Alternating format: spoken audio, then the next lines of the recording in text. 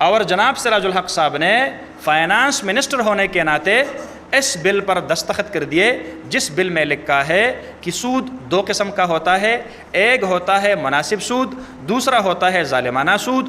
مناسب سود کو قانونی تحفظ ملنی چاہیے اور ظالمانہ سود کا روک تھام چاہیے۔ ماشاءاللہ میرے خیال میں ان کے قلم سے جو پہلا نیکی کا کام ہوا ہے وہ یہی ہے۔ اس کو اسمبلی میں پیش کیا گیا 12 مئی 2014 کو، تو اس کو پیش کرنے کا شرف یہ بھی جماعت اسلامی ہی کو حاصل ہوا۔ ممنون حسین صاحب نے یہ بیان دیا، آپ نے سنا ہوگا کہ علماء کرام سود کے لیے کوئی گنجائش نکالے۔ میں نے ان کو مشورہ دیا کہ آپ اس حوالے سے جناب سراج لالا سے ملے، ان کے پاس ایک تیار مسودہ پڑا ہے، وہ آپ کو بہتر طور پر مشورہ دے سکے گا۔ اس پر دستخط ہے جناب سراج الحق صاحب کے، اور 14/4/2014 کو یہ اگر آپ کو نظر آ رہا ہو تو یہ سراج نام آپ دیکھیں گے بھی تو یہ اس کا دستخط ہے۔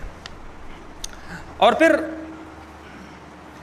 10/4/2014 کو جناب سراج الحق صاحب نے جماعت اسلامی کی مرکزی امارت کا عہدہ سنبھالا، اور 14/4/2014 کو اس نے سود کی حفاظت والے بل پر دستخط کیا۔ ماشاءاللہ میرے خیال میں ان کے قلم سے جو پہلا نیکی کا کام ہوا ہے وہ یہی ہے۔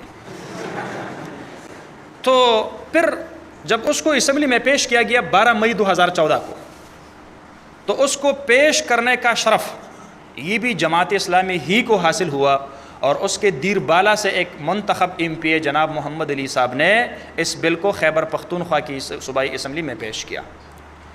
جب جون 2014 کو ہمارے بجٹ پر بحث شروع ہو گئی تو میں نے یہ بل ہاتھ میں لے کر جناب سراج الحق صاحب سامنے بیٹھے تھے، میں نے اس کو دکھایا کہ جناب سراج الحق صاحب آپ مجھے ذرا یہ سمجھائیے گا کہ سود میں بھی کوئی جائز یا کوئی مناسب سود ہوتا ہے؟ سود تو سود ہوتا ہے، سود میں پھر مناسب اور غیر مناسب۔ اور پھر جس وقت ممنون حسین صاحب نے یہ بیان دیا، آپ نے سنا ہوگا کہ علماء کرام سود کے لیے کوئی گنجائش نکالے۔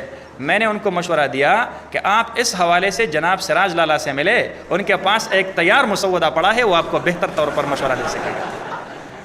مناسب سود تو ان کے پاس ویسے ہے۔ بہرحال ہم نے چیلنج کیا کہ آئین کے آرٹیکل 227 کے مطابق، آئین پاکستان کے آرٹیکل 227 میں لکھا ہے کہ the legislation against the Quran and Sunnah is prohibited here in Pakistan. Pakistan میں قرآن و سنت کی خلاف قانون سازی یہ ممنوع تصور ہوگی، یہ قرآن و سنت کے خلاف قانون سازی ہے۔ اور میں نے ان کو یہ کہا کہ میں اسمبلی سیکریٹریٹ سے پوچھتا ہوں کہ اس بل کو اسمبلی میں کس طرح انہوں نے پیش کرنے دیا، اس کو تو پیش بھی نہیں ہونا چاہیے تھا، زیر بحث لانا، پاس کروانا یہ تو دور کی بات ہے، یہ ٹیبل بھی نہیں ہو سکتا، یہ ہمارے ایجنڈے میں شامل بھی نہیں ہو سکتا۔ کیا آپ اندھے ہیں؟ آپ نے آئین کے آرٹیکل 227 کو نہیں پڑھا ہے؟ لہٰذا میں چیلنج کرتا ہوں کہ یہ خلاف شریعت ہے، اور خلاف شریعت قانون سازی پاکستان میں نہیں ہو سکتی۔